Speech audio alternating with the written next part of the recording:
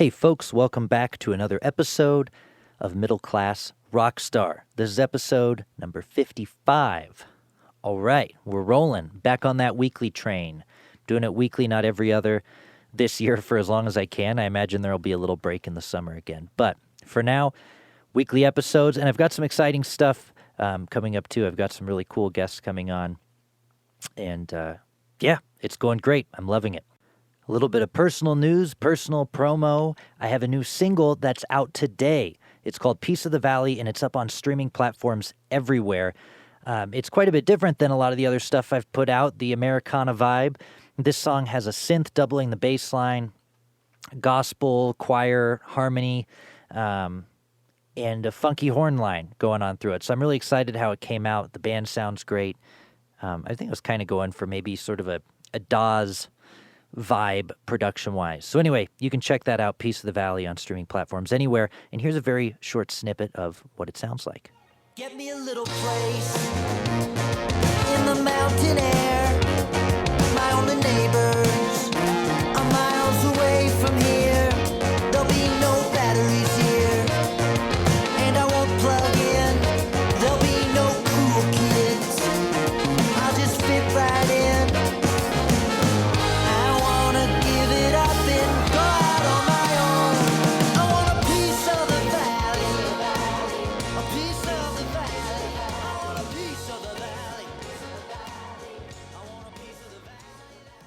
There you go. That's all you get for now.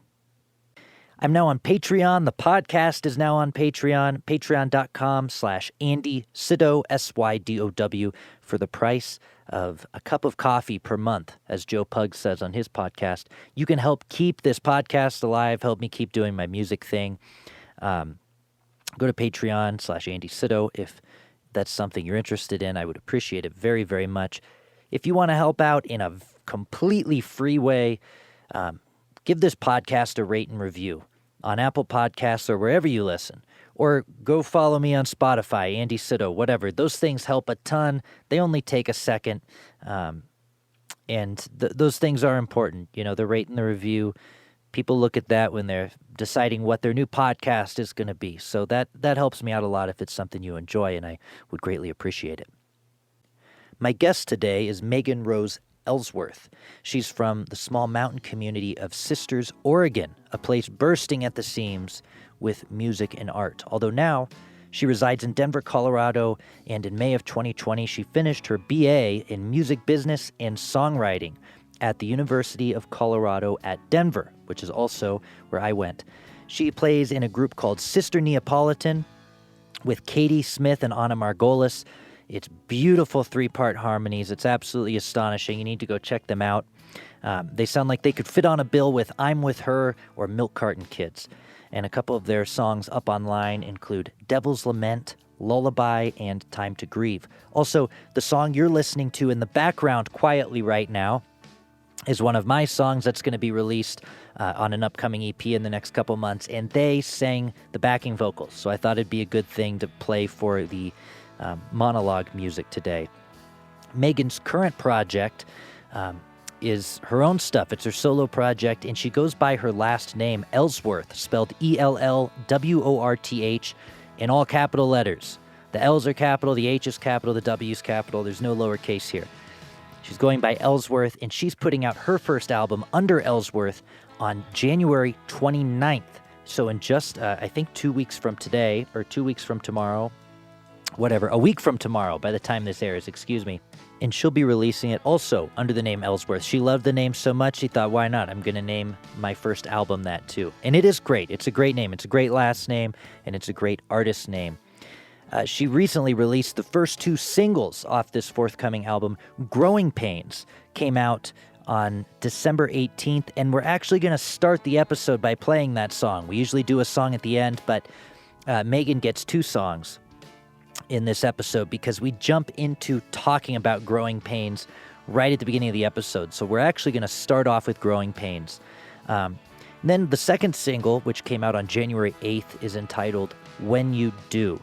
And she talks about her influences on these as we get into it. There's a lot of Tom Petty influence, which I think is just awesome.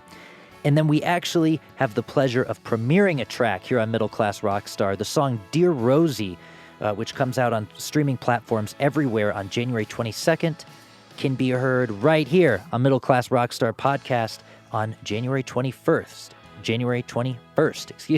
which is the release date of this episode. So stay tuned to the end and you get to hear a brand new, never before heard Ellsworth song called Dear Rosie.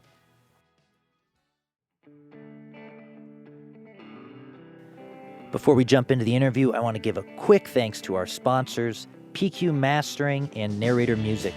PQ Mastering puts the finishing touches on this podcast, and for any of your audio or restoration needs, go to www.pqmastering.com. Also, Narrator Music. For simple and affordable licensing for sync, visit narratorrf.com. Here's Growing Pains by Ellsworth, followed by our conversation. Can you see me through the barbed wire? The bleeding's almost done. Caught up in a web of lies my own mind spun. Can you see me through the window? I haven't cleaned in months. Dirt and glamour of a heart that didn't learn us young. Falling like a house of cards. I'm the queen of spades. Growing pain left my heart. There are cracks in the foundation that I was built upon, filling them with pudding that should get the job done. The hands of time are slipping, my nails are nearly gone. Floorboards feeling earth, this is what my mind's become. Falling like a house of cards, I'm the queen of spades. Growing pain left my heart. Falling like a house of cards, I'm the queen of spades. Growing pain left my heart. You will be hurt, and you will heal. It's all a part of the plan, my dear. It's a growing pain, and you will deal. It's all a part of the experience, my dear. Falling like a house of cards, I'm the queen of spades. Growing pain of my heart. Falling like a house of cards, I'm the queen of spades. Growing pain of my heart. Hey, what's going on? Hello, not much. Eating my lunch. Eating your lunch. I love it. You got some lettuce in there. You got some grain. Oh yeah, a little tuna, a little gluten-free bread, Oh a my God. little veg. It's great. Sounded like a good sandwich to me until you mentioned tuna, and then I'm very pro fish. great. I love it. Pro eating fish. The fish might Yes. think you're pro fish. No, maybe I'm anti-fish then. Yeah, that's. And what do I call you now? Do I still call you Megan, or do we just go by Ellsworth? What's the can- protocol? Refer to me as Supreme Leader. Supreme Leader. That's a joke. This is Yeah, I'm Star Wars going by my reference. last name because there's literally like billions of Megan Roses in the world. And turns out there's also a lot of Ellsworths. So, you know, I'm just kind of screwed either way. But I'm just all capital Ellsworth now. And okay, all capital letters. The L's are capital, the S is capital, the H is capital, Oh, yeah. All even of the them. W. Yeah. And then when you, as an author, are you going by like Megan R. Ellsworth? Doing I'm that sort of thing? still like, as an author, I still go by Megan Rose Ellsworth. I tend to use like my full name for most things, and then Ellsworth is like my artist name. I love that you're doing that now too, the solo artist thing, because you've been doing stuff with Sister Neapolitan for a while. Yes. Are you still doing things with Sister Neapolitan? Excuse me. Oh, yes. I will be doing things with Sister Neapolitan for as long as I live. Forever. And yeah, Katie and Alana, my two bandmates, are like my soul sisters. And I absolutely love making music with them. So yeah, and they're just so supportive of me like pursuing this solo career, which is so great. And I love them for that. And we actually have an album coming out in March or April, hopefully soon. So Right. that's exciting. What's that one called? That one, I don't know yet. Is the recording done? Are you guys, where are you in the process? Well, we have just minor edits to make, just some more like little kind of tweaks and things in the recording process, and then we're going to move on to mixing and mastering, which shouldn't take too long.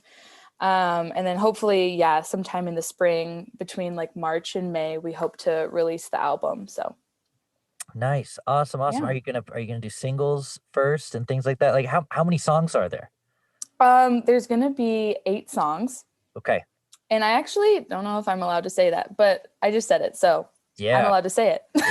You can reveal anything on this podcast. Yes, we've been kind of hinting at we were hinting at just like a small EP of like 4 songs. But now we've doubled that in quarantine and are making a full length of 8 songs. Awesome. So yeah. Awesome. Awesome. But the solo stuff in the meantime, the all capital Ellsworth, um, you, that's a cool name right there. The all All capital capital Ellsworth. I love that. whatever the next project is. So you've just started putting out singles from that. And I know the full album is coming out in just a couple weeks on the 29th of January, 2021, for whenever people are listening to this episode. But the first single that came out was Growing Pains on December 18th of 2020, the year of the massacre. And what was the inspiration behind that? Talk about the tune a little bit. Yes, I love this song. I have never truly felt this way about a recording of mine. That's like just me. I always feel this way about Sister Neapolitan, because it feels a little less narcissistic when it's like your band because there's other people. Yeah, right. But when you say, just feel so weird sometimes saying like, oh, I love a song that I wrote, but I do. And it's a really awesome feeling. I wrote this song at the very beginning of quarantine last year. So like early March, late February. And it was kind of just about myself, basically. And just beginning this whole process that we were all starting together, basically the whole shutdown, lockdown, COVID crisis. And I just felt so insular and was really turning inward. And kind of I experience when I feel like that, it's almost as if like, it's like, can anybody else see me? Like, am I purely just inside right now? Is this like flesh husk, like actually doing things, or I don't know what's going on. So like the first line, like, can you see me through the barbed wire, is kind of like, can you see me through this like skin suit? Essentially. And then I learned how to play the game Hearts. And so that's where the chorus came from. And then actually my dear friend of mine, Caroline Stump, who is my podcast co-host on the Songwriter Diaries, she also helped with she gave me some inspiration for the chorus lines as well. And Yeah, and originally like playing this song, it was just me and my guitar, and then I got in the studio with Matt Hoffman, who recorded this last album of mine, and or this album, and we this like little song that I just wrote on a couch turned into like this fun little like country Americana bop, and I'm really obsessed with it, to be honest. So it's on your own playlist. Yeah. But like the ones that you listen to, not just the ones you make. Yes. I would. Yes, I listen to it probably too regularly. Oh, that's odd. It's so cool to feel that way about your own music. And if you think about it, it's not, I think it's an accomplished feeling, but it's not necessarily that weird because you listen to music, you love music. Right. And so that's the purpose, is to enjoy a song. So if you enjoy your own song and can listen to it, that's a bonus, that's Yeah. you don't have to pay for streaming sites anymore. Yeah. I can just go to my files and listen to it. Go to your file. Who were you channeling? Who are your influences on that song? I would say like a pretty huge influence of mine, not just on this song, but I think it comes out the most on this song, is Tom Petty. Yeah. I love that man, and he left this world far too soon. And ever since I was a little kid, I've loved him and Paul McCartney and the Beatles. And so I think like, especially Tom's kind of country Western influence from growing up in the South, I think that kind of found its way into this song, especially in the recording. Yeah. And so, yeah, I think Tom Petty is a big influence for Growing Pains, for sure. Oh, awesome. I feel that in there. I love him. Yeah. Best. He's the, have you guys did Sister ever do a Petty song? In rehearsals, we've practiced versions of Wildflowers, and my favorite song by him is off of that album called Time to Move On. Yes. Oh my God, I love that song. That's my favorite Petty album. Yes. Crawling yes. to You at the end of the album. Oh my God. That's my jam. So good. Oh man. But yes, we've never done one live or really for the general public, but I would love to do one with Sister Neapolitan. The Waylon Jennys, yes, for their 15th anniversary album, did a cover of Wildflowers, and it brought me to tears. It was so beautiful. And so I don't think I want to cover that one just because that cover's so good. Right. But yeah. Time to Move On would be great. Who just did that? That I heard. Oh, this band called the Michigan Rattlers. Oh, I'm not sure where they're from, but they did. I heard that they did a Time to Move On cover, because I will frequently do that. Artists that I love, like Tom Petty, I'll pick a song and type in Time to Move On covers. And that's brilliant. Whatever it is, and you find, right? Do you ever do that? And then you find versions of your favorite songs that you like, maybe even more than the original sometimes. Wow, I've never done that, but I'm going to start doing that for sure. That's cool. That's I don't know. I love doing that sort of thing, but I love that you do that. And so now the second tune, which I think had a similar vibe, but was a similar-ish vibe, but definitely some other influences in there too. When You Do, mm-hmm. just came out on the 8th. So what, a week ago, something like that. Mm-hmm. Just bang, bang on the singles. I love it. Let's talk about that one a little bit.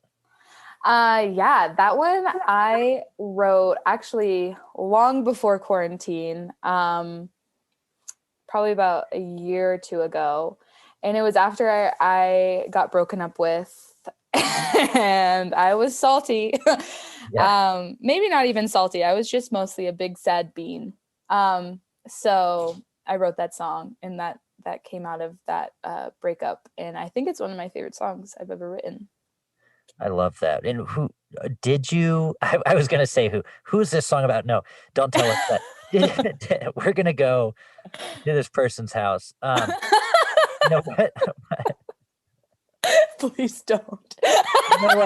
You know what? People are storming the Capitol. I'm middle class rock star. We're gonna start. Yes. Anybody who broke up with anybody who's ever been on this podcast, we're gonna teach them a lesson or two. Yes.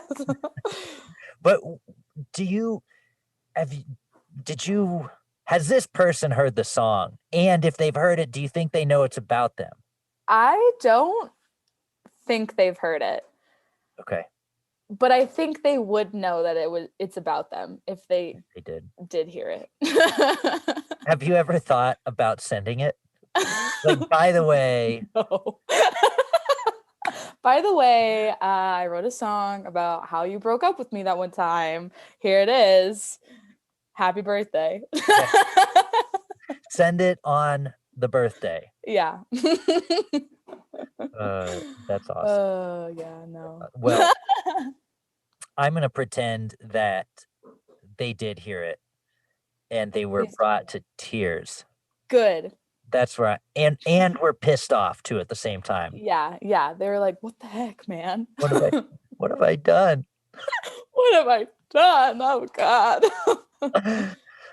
And so you are back in Denver now too. I know you're originally from Oregon, right? Mhm. Yes. Yeah. And you also just graduated too, right? Back in May. Yes. Thank God. Shout out to CU Denver. Shout out to alumni. Ooh, That's right. ooh, ooh. What do you have to say for graduating? Thank God. That's the quote that's going to be in the alumni magazine. Yeah, they're gonna be so proud. They're like, alumni says, thank God. Yeah. For your education. Yeah. Yeah, yes. So did you went home right afterwards or did you stay? How did you handle everything shutting down? Because I guess you finished school online. Yes, so I finished school online, and instead of attending the virtual graduation, I went on like a week-long camping trip with some of my like quarantine people that we were all like living together. So like my roommates. And we did that, and then I pretty much just stayed in Denver for 2 months, and then my grandfather got very sick this past summer, and so I went back to Oregon for pretty much like a month. I went back twice, equaling about a month and a half. And then he actually passed away this past fall, which was good because he was in a lot of pain. But I actually have a new song about that whole grieving and death process that's going to hopefully come out on maybe the next album I record. Who's to say? Who knows? Yeah, absolutely. Were you guys close? Yeah, we were actually very close. So it was pretty hard. I was not able to go home for the funeral in November, but I was able to go home for Christmas and be with my family and kind of grieve together and spend Christmas with them. So, but yeah, now I'm back in Denver and doing good. Happy clam over here. What was your initial thoughts when your gigs got canceled and you knew that you were not going to see your friends again before graduation? Some of your friends peacing out in May and that's it. What was your initial reaction to, processing all that? I was honestly pretty pissed. I was like, fuck COVID, fuck this whole situation. I hate this. Yeah. I was very sad, especially on the day of graduation. My family had to cancel their flights and their Airbnb. Like my grandpa was going to come to my graduation, all this stuff. And that all got canceled. And so I remember on the day of what would have been my graduation, my partner, Colin, took a piece of paper and wrote, "I hereby decree something that Megan Ellsworth has graduated and is smart and beautiful." And him and our roommates played Pomp and Circumstance, and I walked through the hallway and I was like, yeah, and I grabbed the piece of paper and then started sobbing. Oh my gosh. Yeah. You did get a ceremony. I did. I got a maybe even more meaningful ceremony. So yeah. It was nice to have roommates during COVID. Oh my God. It was a saving grace for sure. I know a lot of people that either had roommates, but they like skipped town or didn't have roommates at all. And it was pretty hard for those people. So I Yeah. was very grateful during that time to have roommates, and I'm still grateful to be able to live with my love now. So Yeah. yeah. Is it just you two? Yeah, just us and Moose the dog and Phoebe the cat. Oh, you got a dog and a cat? Yeah. Oh, that's the Yeah. best.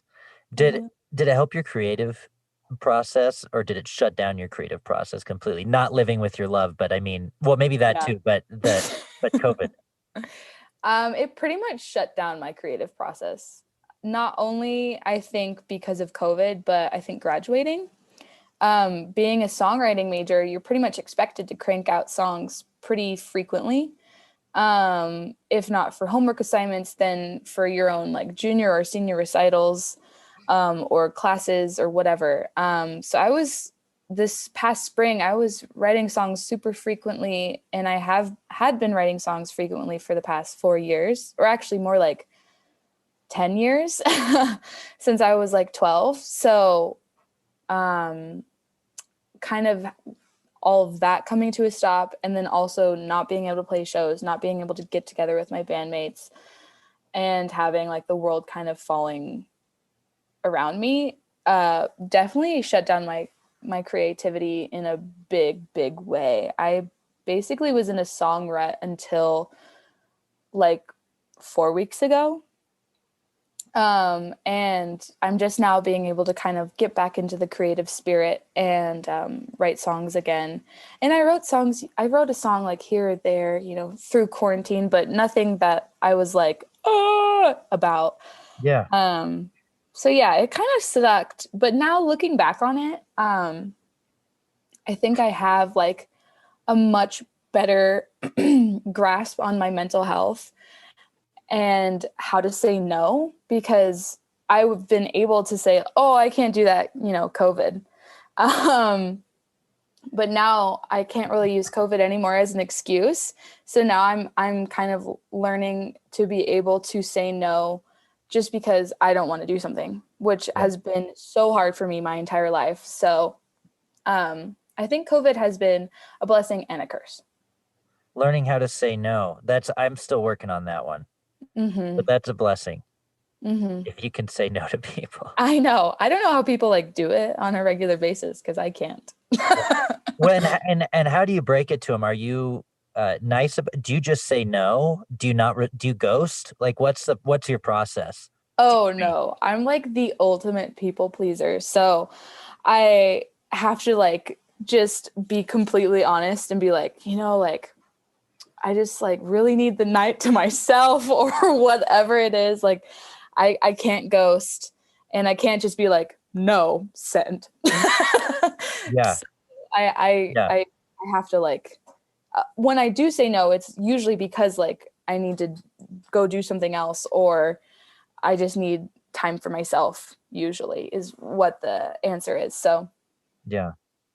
So you're uh, honest. yeah, I try to be as honest as possible. Honesty is the best policy. Yeah. Yes. What's it like? What was it like being a songwriting major? They didn't have that program, I think, until my senior year, or maybe even the second semester of my senior year. So it wasn't an option for me going there. Right. What was what was that like? I mean, was it like you had a quota of songs to write per semester? Were you given topics to write about? Was it very free? Like, hey, just write? I mean, what was it like? I guess it kind of varied on the class and the professors, but you, as a songwriting major, like when you start out, you take, your usual like voice lessons and then whatever your main instrument is.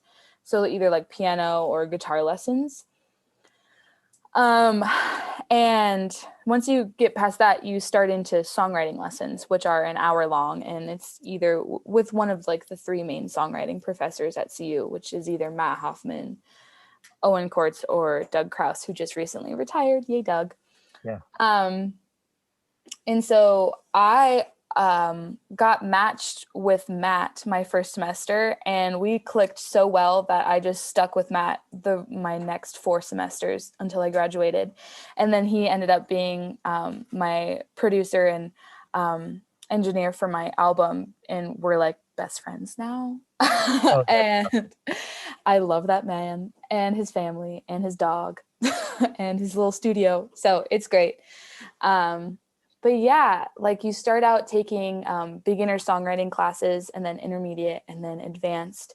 And then you also have these lessons on top of it. And so basically, if you're not writing a song every week, you're at least like practicing your repertoire every week, or editing, or bringing in a new song to your professor. yeah. And a lot of the time, it's usually you propelling that schedule. Okay. Which I really prefer, rather than, well, I love deadline. I love a good deadline. Yeah. It helps the creative process for me for sure. But I also loved kind of being in control of the lessons a little bit, and being like, saying like, hey, I have this verse that I came up with last night. Can I show it to you? Can I get some critique on it? Or like, I have a new song, or hey, can I just like run through my junior recital repertoire for you and like get feedback on everything? Yeah. So it was pretty cool. And just also being pushed in that way constantly is great. Yeah. Well, I'm sure that's neat too, to be able to bring in your songs. I mean, I did, was a jazz piano major, and I loved doing that. And I loved that I was getting that instruction on piano every week. But thinking back, how cool would it have been if I had somebody patting me on the back, like, hey, go write an awesome song this week, do something for your career, like what you want to do, what you're in right now. That must have been cool to have sort of a guidance person, Yeah. advisor with, where you're doing your career, because you're a songwriter. That is literally exactly what you do, not something to apply to what you do. It's exactly what you do. Yeah. It was great. I remember when I was looking at CU to go to school, I was like so enthralled in the fact that I could be a songwriting major. And I was actually a double major, so songwriting and music business. And I was so happy that I was able to have that creative side to my classes, because if I had just been a business major, it would have been miserable for me. Right. So I loved it. It's just so great. I can't believe they offer it, and I love it. And what was the emphasis, speaking of business, how much emphasis did you get on the business side? Do you feel like you're well equipped on the business side? Do you think that that's a whole, or something that you're really, really good at? What was that aspect of it like?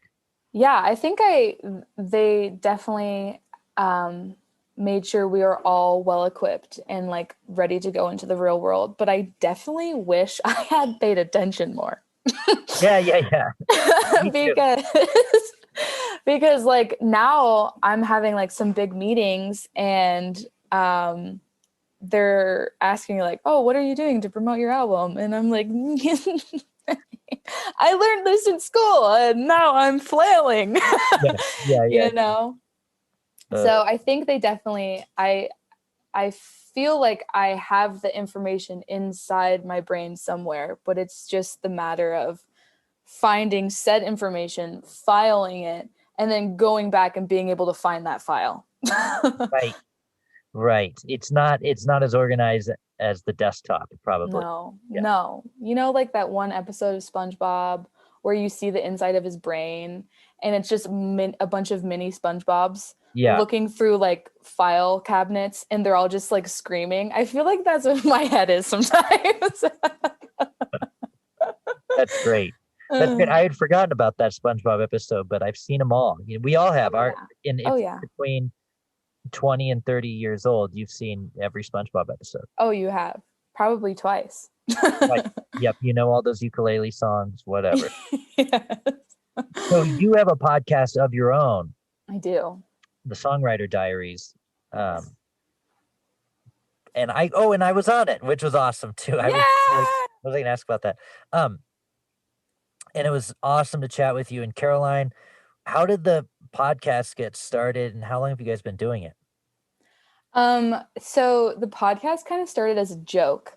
We were like, I got really into podcasts about like 3 years ago, when I moved to Denver from Santa Fe, New Mexico.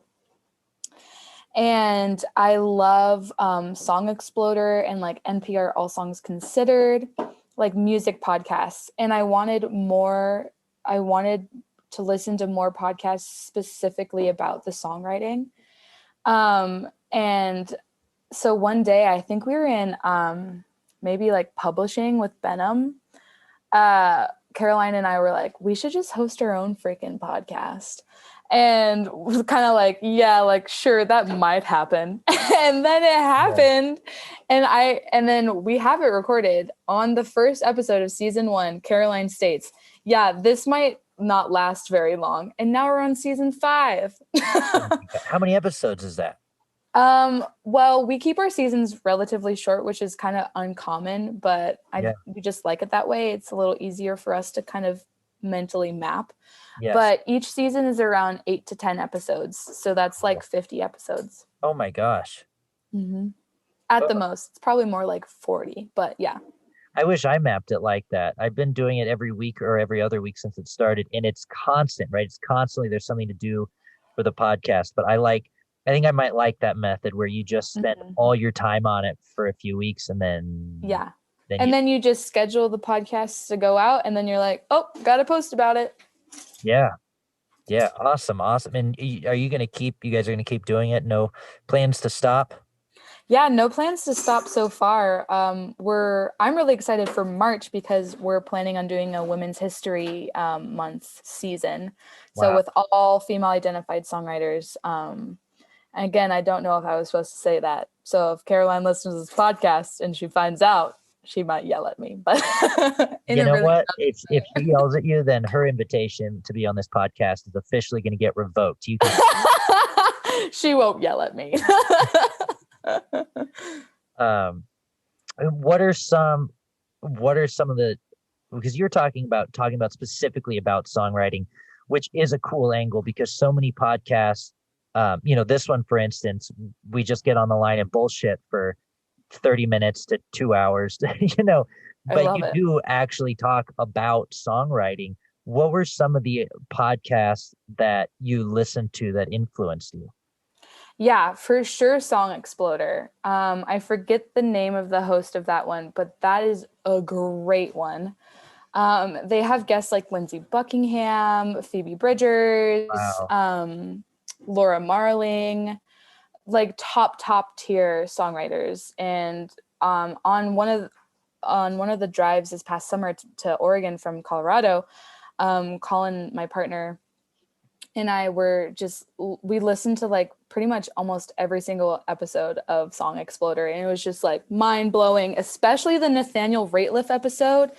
It's so good. I love Nathaniel Rateliff with my entire being. Yeah. That one, NPR, All Songs Considered is great too. It doesn't really go into the songwriting, but it's more just like what's up with music now, which I like. Yeah. And that's pretty much it. I love Middle Class Rockstar. I honestly listened to it before we started Songwriter Diaries and before I even really knew you.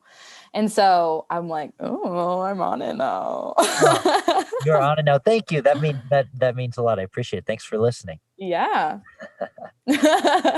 Well, cool. That's you're putting out music under the all capital Ellsworth. Yes. I was going to say your own name. Also, that's your own name. You're still doing things with Sister Neapolitan. You're doing the podcast. And to chat about Sister Neapolitan a little bit more. Yes. Give us the brief rundown of your bandmates in that, because it's the three of you sing beautiful harmonies. Thank you. It's outstanding. You should be playing at the Americana Awards at the Ryman or something. Oh my God. And it's great stuff. So give us some background on that. And you know what? I'll have to at some point play a little excerpt of you guys singing on my tunes, because you guys did it with me. So I've got to, like, so long ago, and it's still not out. So I'll play a little clip of that too, so they can hear you. Oh my gosh, please do. Backing sing. But tell me more about that band. Yeah. So I got approached by my hometown folk festival, Sisters Folk Festival in Sisters, Oregon, in the summer of 2018, or more like the spring of 2018. And Alana, Katie, and I had kind of that spring just started playing music together and kind of exploring writing together and whatnot.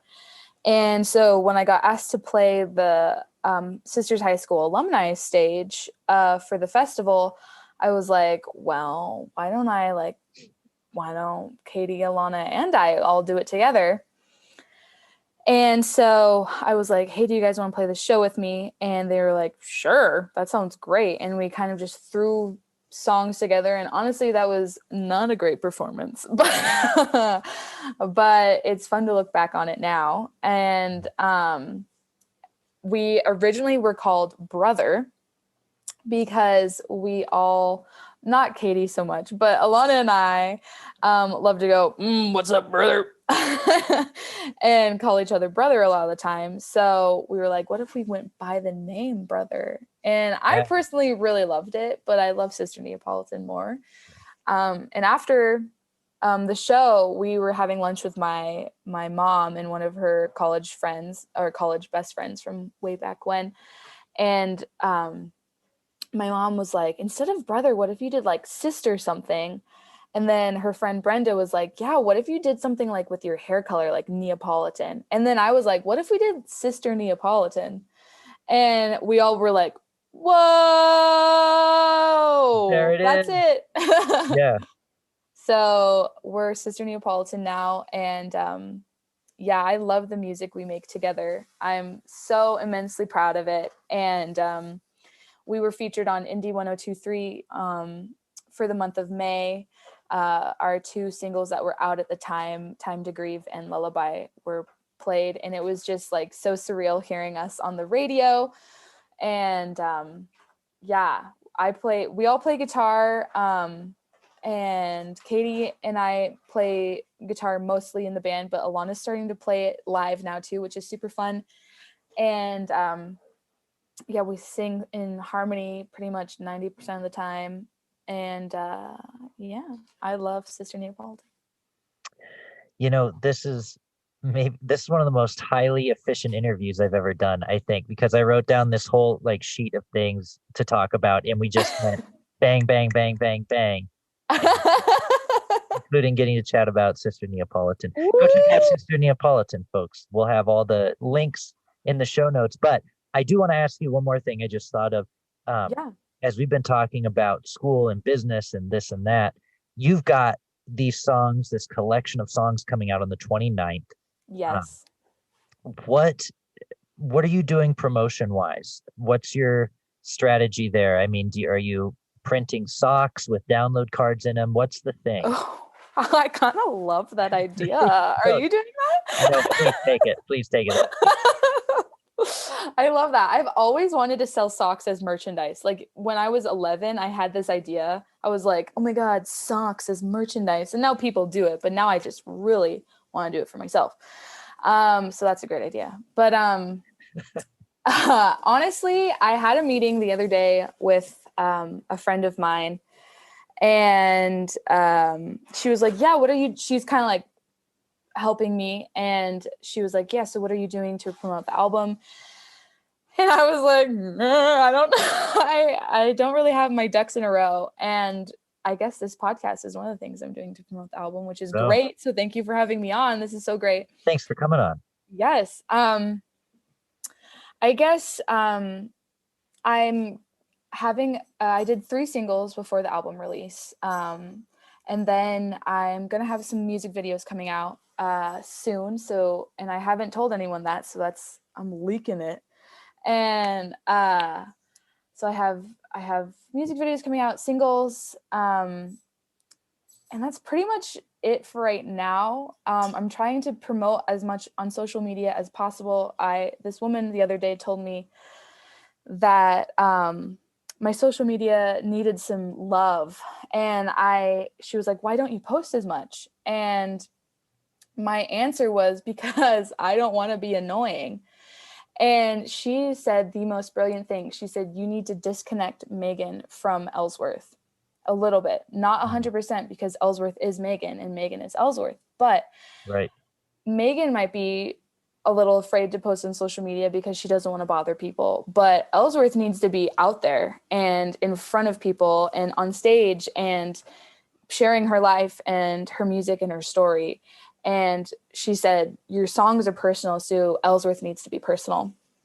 Yeah. And I was like, man, that's so true. And so if you've noticed, I've posted 2 days in a row. Yeah. You probably haven't noticed. No one's probably noticed, but I'm like trying to do that more.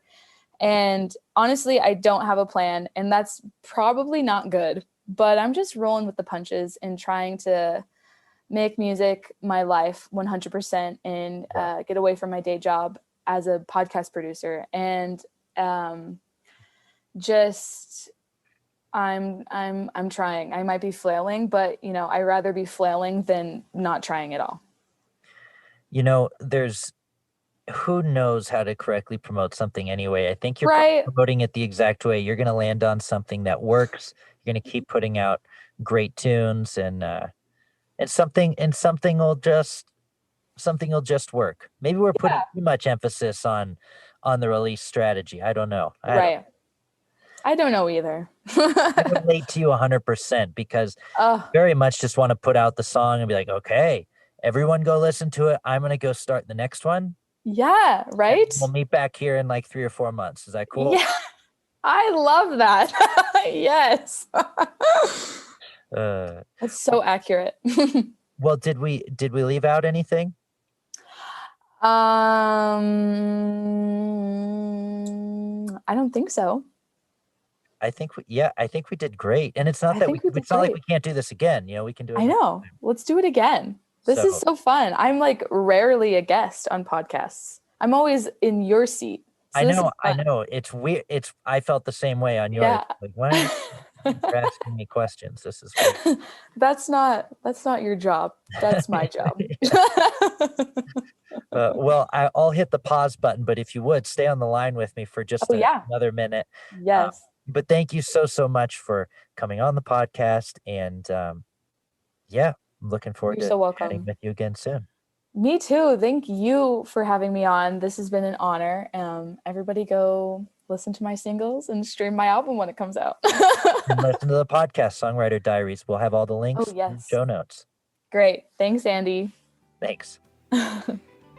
All right, there you have it. Thanks, Megan. Thanks for coming on. I sure appreciate it. It was great chatting with her, and it was a fun interview. So thanks, Megan. I appreciate it very much. We're going to play out this episode with a premiere of Ellsworth's new single, which will be out tomorrow, January 22nd, and it's called Dear Rosie. Once again, if you want to support the podcast in a monetary way, I'm on Patreon at patreon.com/Andy Sidow, SYDOW. And for as little as $3 a month, you can help support and make sure that I can keep growing this and keep doing what I'm doing with music and podcasts. If you want to support in a not monetary way, that's totally fine too. The best thing you can do is go to Apple Podcasts, wherever you listen to your podcast, and rate and review, or just go follow me at Andy SYDOW on Spotify or on YouTube. Follow the channel. That helps a lot too. Thank you so much. And if you have any questions, comments, concerns, hate mail, or death threats, you can direct them to me at middleclassrockstar@gmail.com. Here's Dear Rosie. Dear Rosie, do you remember that night we spent together? Nothing happened, just a kiss to your neck. I held you closer, you held your breath. Weary eyes with tangled hair in mine. Scrunchie fell to the floor, socks at the end of the bed. You closed the door. Oh, Rosie, you slept with no problem.